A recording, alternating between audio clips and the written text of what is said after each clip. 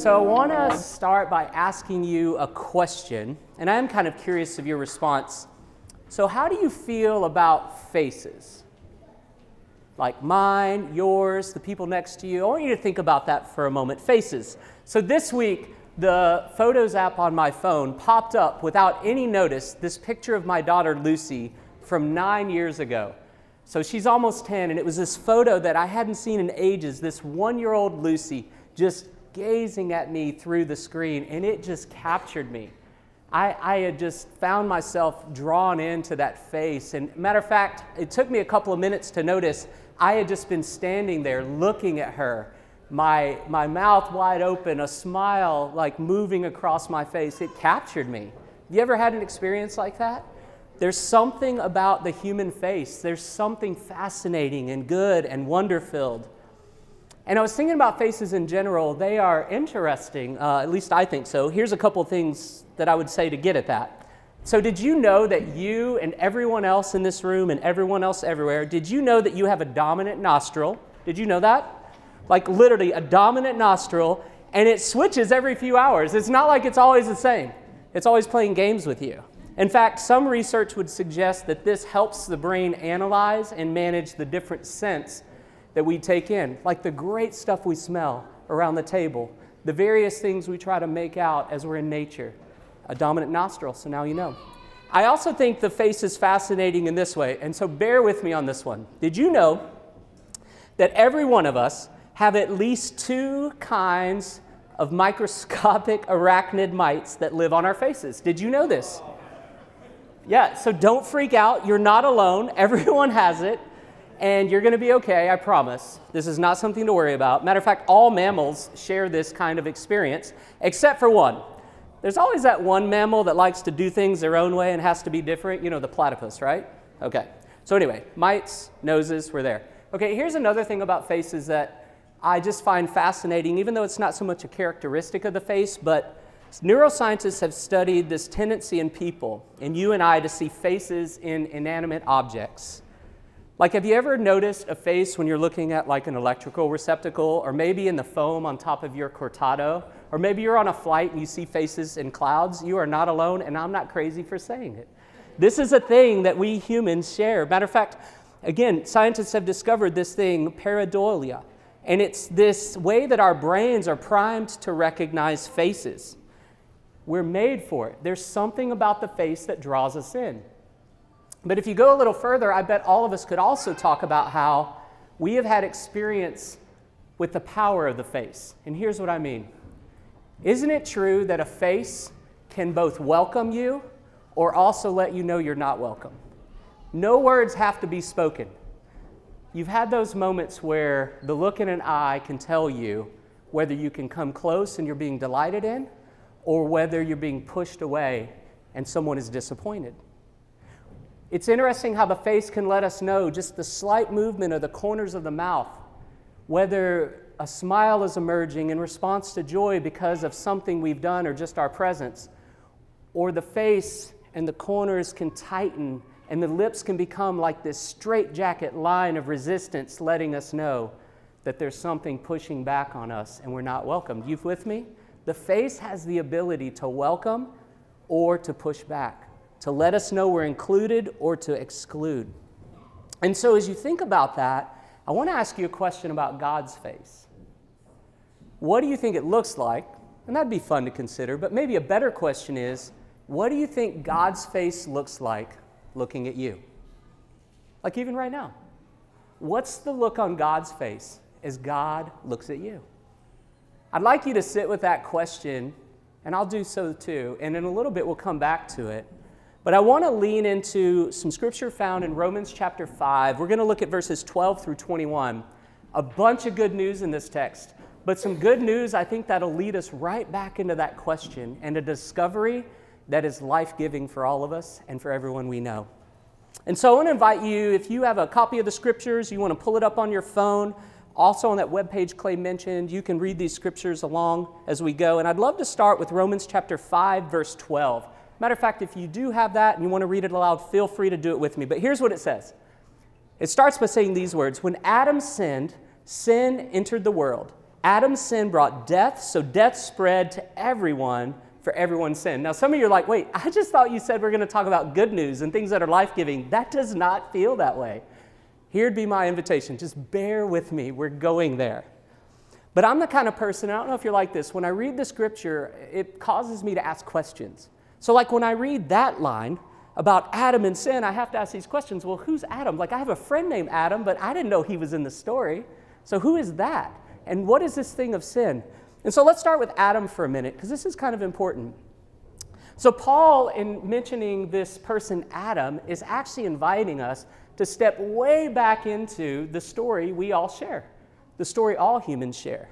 If you go all the way to the opening pages of the Bible, Genesis 1:26, we find that God makes this decision to create humanity in God's image. Well, the word for human in Genesis 1:26 is a Hebrew word, because that's how the Old Testament scriptures come to us, and then translated into English for us. But the word used for human is the word Adam, like Adam. And so God creates Adam, humanity, in his image. If you follow the creation story a little bit more and look at Genesis 2:7, you find this little wordplay going on. God creates humanity, Adam, in his image, and he does so by creating humanity out of the dust or the dirt, or the Adamah in Hebrew. So the Adam is created from the Adamah. So Paul is saying, look back to Adam, this one that God made to live in fullness of life and relationship with God. We're going to go back to the beginning of the story. And God created that relationship to be good and to be flourishing, because again, God creates us in his image. And you know what he says over his creation of humanity? It is good and very good. So Paul is using a shorthand with this Adam language to take us back to the beginning of the story, which starts good. But then, as he already says in Romans 5:12, the story takes a tragic turn. He talks about sin. If you were to define sin, you could say it's like a missing of the mark, kind of an archery term, or it's a wandering away from God. There's another way that's been helpful for me to think about it. It's a fracture of how things are really supposed to be. Have you ever had an injury where you had something out of joint, and there's that ache and that pain? Sin is a bit of an out-of-joint experience with how God really created the world to be. It comes through our actions towards each other, towards God. But it's not just that. It's this force we feel, this low hum and ache that something's not quite right. And what Paul is saying in Romans 5 is, if you go back to the beginning, when everything was created to be good, Adam, the first human, by sinning, like opens the gate where this monster known as sin gets out, and we have all been feeling its effects ever since. The monster gets out of the cage. It ravages all of us. That's the picture here.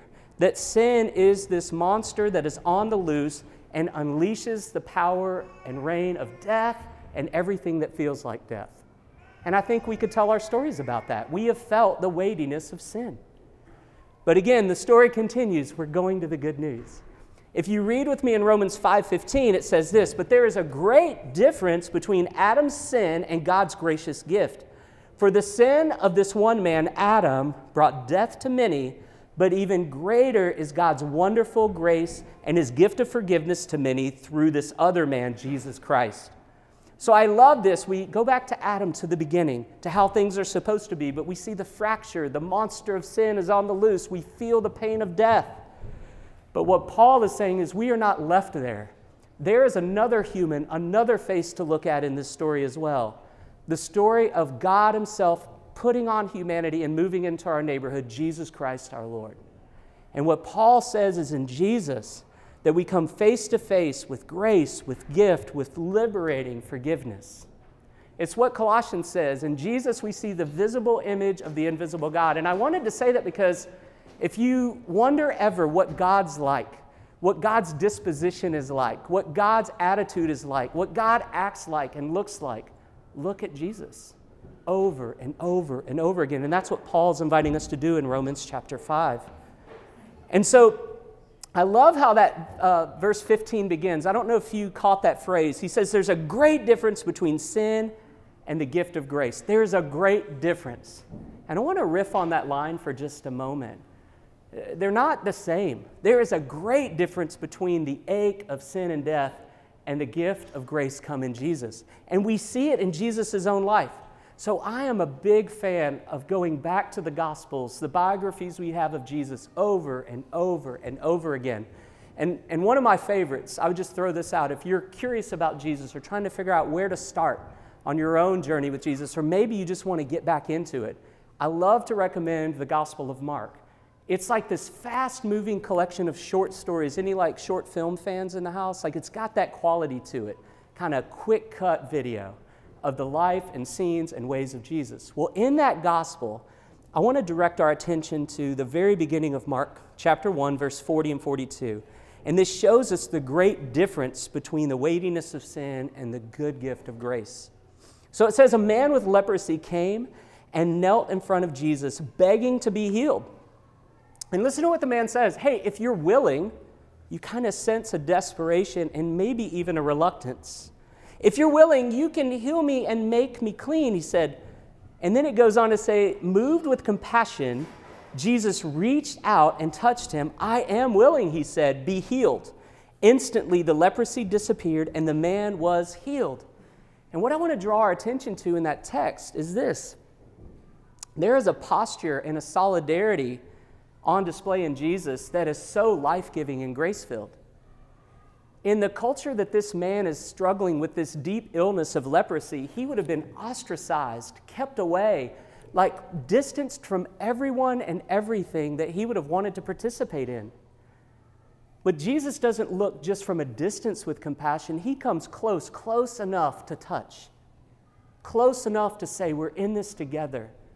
And I am going to show you the gift of grace, the gift of restoration. I am going to not only kind of have pity on you from afar, but I am going to restore you. What death has worked in your body, I am going to remove and bring resurrection to your experience.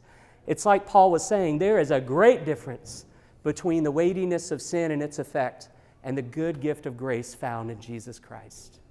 It's beautiful. There's another gospel, and remember how I said like Mark was my favorite? Okay, like I probably think Luke's my favorite too, so maybe they're all my favorite. But in Luke's gospel, there's another scene that I would draw our attention to as we pay attention to that idea that there's a great difference. So Luke 15. So Jesus has this group of religious friends who are all spun up because he's friends with all the wrong people.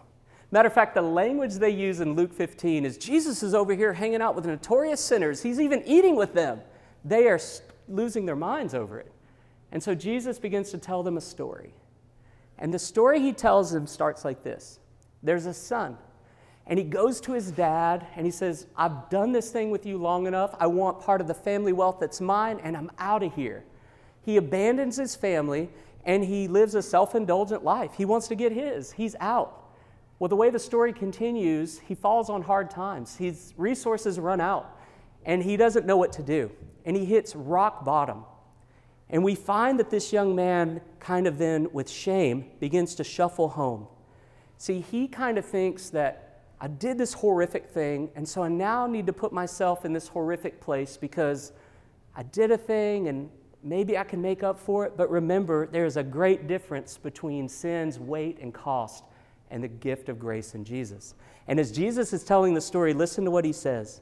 While this son was still a long way off, Luke 15:20, his father saw him coming, and filled with love and compassion, he ran to his son, embraced him, and kissed him.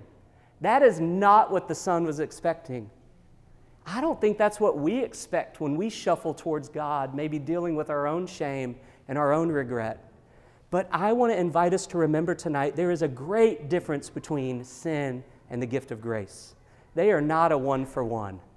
The extravagant gift of grace come in Jesus is everything we hope for and dare hope for. It is that.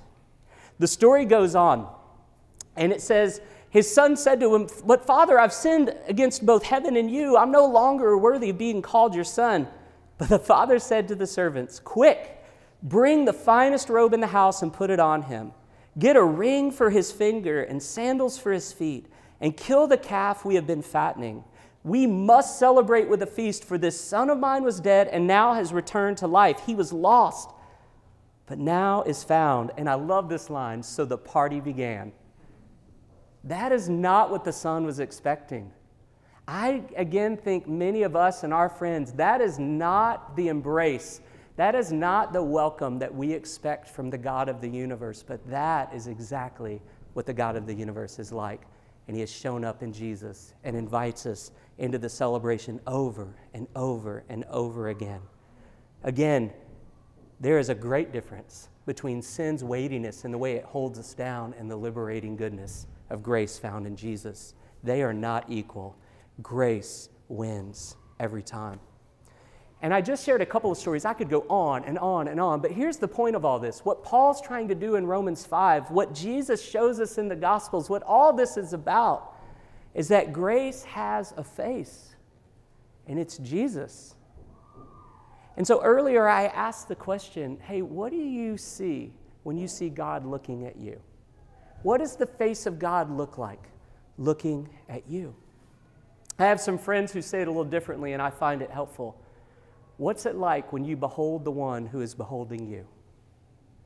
And I actually want to ask us to pause for just a moment.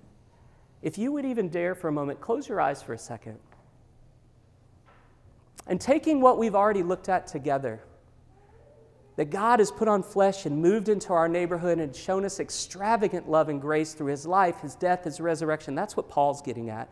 And Jesus running, that's what he was trying to show his friends, that he is always running towards us, always ready to throw the party, always ready to feast with us. I wonder how that would impact how we envision God looking at us tonight. As you think about that, there's something we should be honest about. See, all of us absorb the welcome we've received through our lives and the rejection that we've experienced in our lives, every one of us. Through our parents, through people close to us, through religious people, and through people we don't even know. But we also know our own struggle. We also know our own sin. We also experience shame. We also know our own things. And I think often we let those kind of sketch in the contours we think fill God's face when God looks at us. But look again, friends. The one who is looking at you tonight is doing so through eyes that are pools of grace. If you are here tonight in a moment of hardship and sorrow, and you shed tears maybe before you came, or they might come tonight, the God looking at you is shedding them right back with you. If you are here tonight rejoicing, his eyes are gleaming with rejoicing for you. Grace. The God who is looking at you is doing so with a warm smile towards you that is framed in grace and always will be. The face of grace that is looking at you, that is turned in your direction, is delighting and animated by grace. The face of the one beholding you is grace. And grace has a face, and it's Jesus. And I want to ask us to just sit with that for a moment. What might that produce in us? How might that send us back to our homes and to our friends and to our neighborhoods and to our work if we gaze upon that face over and over and over again? I think there's a few things that Romans 5 help us see will happen in us. Maybe a few things we would know, maybe a few things we would share, and I just thought I'd share them before we wrap our time up. And the first thing I think we see and learn as we gaze upon the face of grace is this, is that grace, this thing we long for, is exponentially greater than sin. We've kind of alluded to it, but hear these words from Romans 5:17. For the sin of this one man, Adam, caused death to rule over many, but even greater is God's wonderful grace and his gift of righteousness. For all who receive it will live in triumph over sin and death through this one man, Jesus Christ. Exponentially greater is the work of Jesus than any sin that has been done to us, that we've committed, that we feel the weight of. And I was thinking about that, and I was reminded, my friend Brandon helped me remember a story that I came across years ago. I don't know if any of you are fans of, kind of classic literature, but Victor Hugo's famous novel or work, Les Miserables. Any takers in the house? Or maybe you've seen a screenplay of it or some other version of it.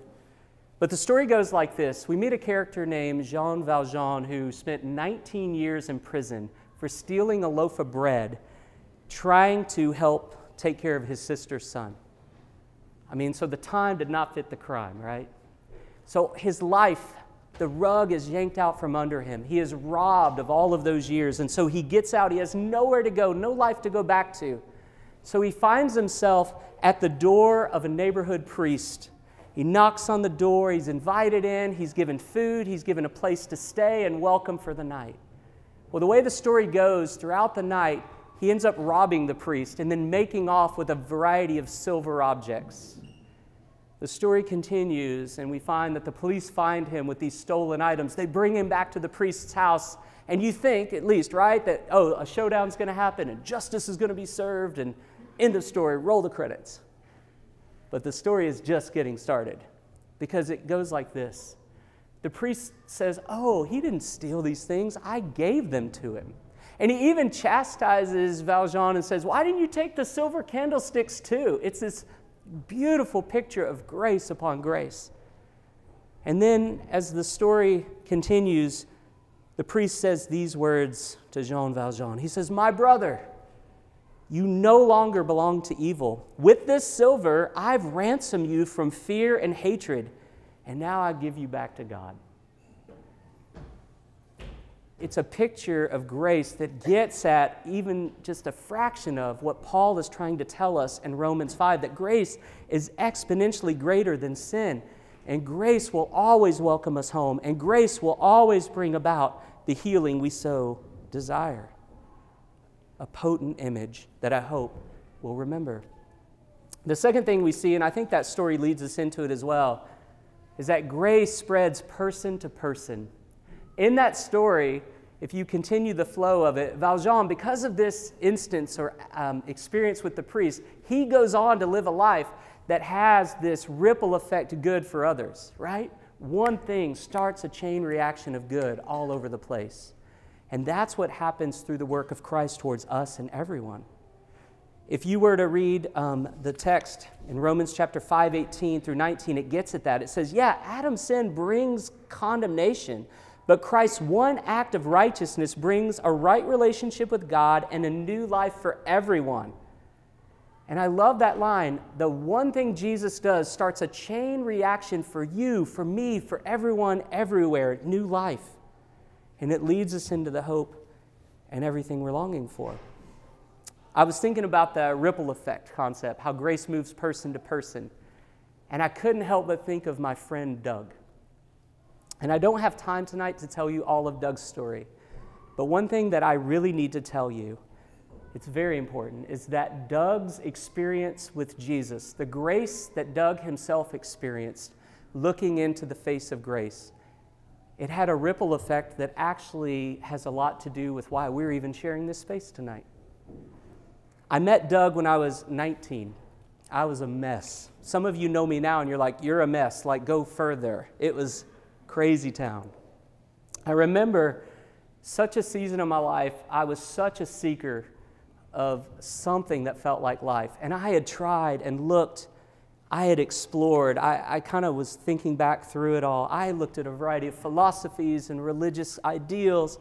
Any substance that was available to me, I would take gladly. I was a seeker of pleasure in every form or fashion.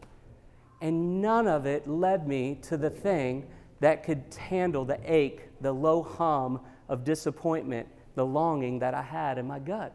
I couldn't find it. But I met Doug right around that same time. Oh, it's important for you to know too, I had found myself in that season of life in quite a bit of legal trouble. I was looking at a year or two in the state prison there in Tennessee where I grew up. And in the midst of my mess, Doug sees me. Doug's own experience of gazing on the face of grace gave him new eyes to see me. And he welcomed me. And actually, and literally, this isn't just like metaphorical, gave me a place to live. And invited me into a community where I could belong and where I was known. And it's also important for me to say all of that happened in a season of my life where I wanted nothing to do with anything remotely close to Christianity. I had seen all the expressions of it, or so I thought. But Doug's experience with grace had a ripple effect, moved person to me, and honestly set me in a place where I could experience for myself the one who was beholding me, even when I didn't know it. And it's not an over-exaggeration to say we are not hanging out tonight if I don't have that encounter. But that's how grace works, right? From one person to the next, to the next, to the next. I bet that's a lot of your story. But can you imagine that's also our friend's story? Can you imagine the ripple effects that are continuing because we gaze into the face of the one who's beholding us? Can you imagine that? That's how the world gets changed. There's a tool, a resource that we share sometimes here called Mission 7, and one of the practices of those 7 is to see the face of Jesus in everyone we meet.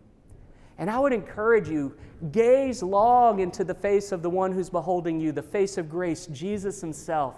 But then would we let that reorient us to then see everyone differently? It made a huge difference in Doug's life and my life, and I bet yours, and I wonder who you know that it's going to make a difference in their life. I wonder who just needs to be welcomed, who just needs to be offered another chance, who just needs to be seen, who just needs to be invited into a community of belonging. And you are poised and ready because the grace you're experiencing, it is now the grace you get to give because grace moves from person to person. And lastly, I think the thing we see, and I think it's so encouraging, and I think it has the power to hold us in this place of grace. We see it in Romans 5 is this: grace pulls us into eternal life. So I love the words of Romans 5:21. Yeah, just as sin ruled over all people and brought death, now God's wonderful grace rules instead, giving us right standing with God and resulting in eternal life through Jesus Christ our Lord. And I don't know if you noticed that word rule. There was this notion that sin had rule. Remember, the monster had been set loose and it was devouring everyone and everything. But in Jesus' life, death, and resurrection, grace has dealt with that and now rules supreme and always will. And according to the text, that grace pulls us right into right standing with God and right on into forever. And I want you to hear that. In Jesus' resurrection, forever has already started. But it's a forever that knows no end. You are made for forever. And grace will pull you into that. I was thinking about the imagery here of the text. And I couldn't help but think of my first time skiing with a tow rope. Any skiers or boarders here? So something you should know, I kind of alluded to it earlier. I grew up in Tennessee. I didn't really do much skiing in that part of the world. But I was living in Montana as a young adult, working on a college campus with a bunch of students when I learned to ski, and it happened this way. They were quite excited to hear that I didn't know how, and they wanted to teach me. I thought they were just being kind, but the further I leaned into this experience with them, I realized I had made a dreadful mistake. They had no love for me. We show up at the mountain, and we get into the shop. I get all my gear and rent it, and they can't wait to get me out to the tow rope. I'm like, but hey, don't I need some lessons first? Like, I actually would feel better about my life if we had a few lessons, and they're like, we got you, man, we got you. We just need to get up the hill. And those were horrible words to hear.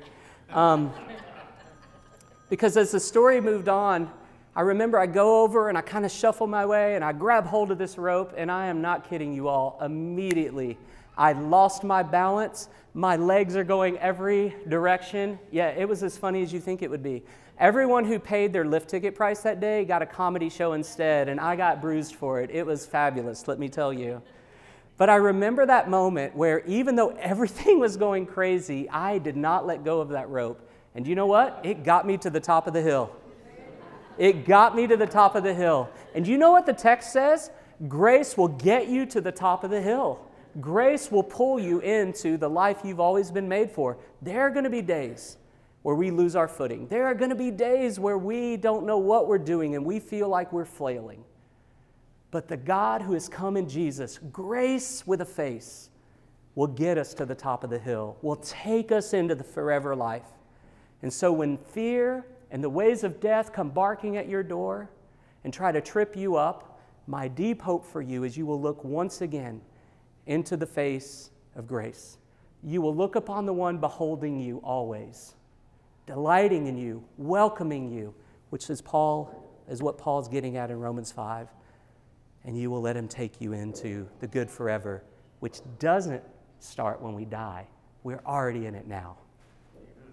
And so tonight, we are being invited into grace beyond grace. I'd love to pray for you.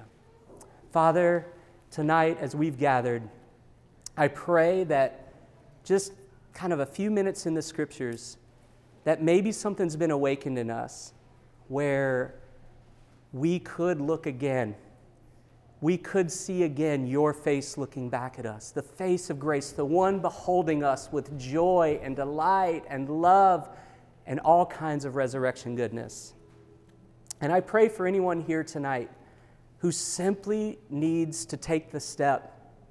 Maybe a lot of fear, maybe a lot of shame, maybe a lot of whatever has kept them from actually believing that you delight in them and that you are grace to them.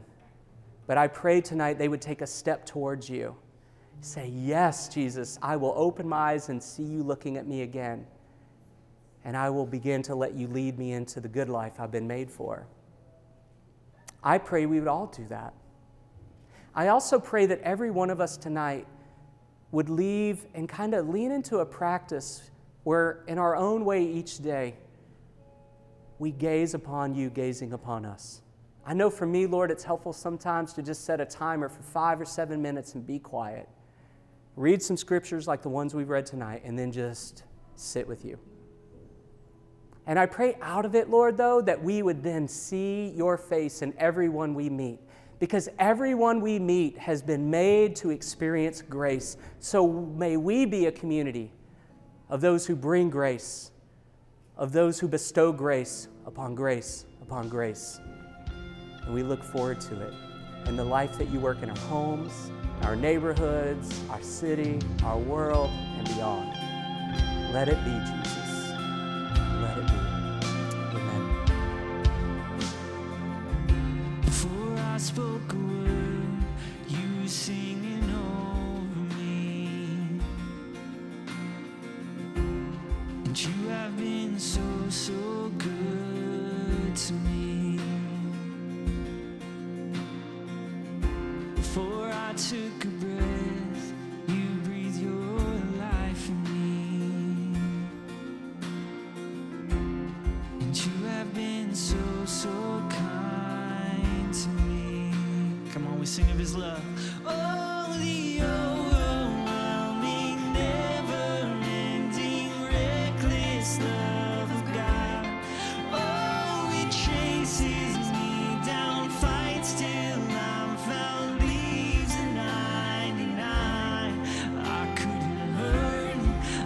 Don't deserve it, but still you give yourself away. Oh, the overwhelming, never-ending,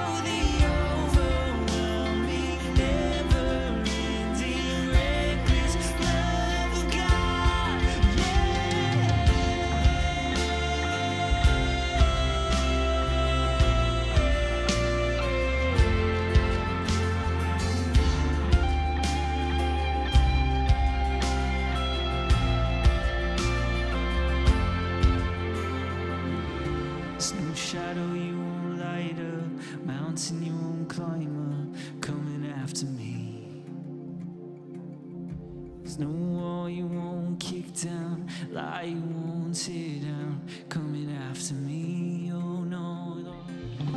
There's no shadow you won't light up, mountain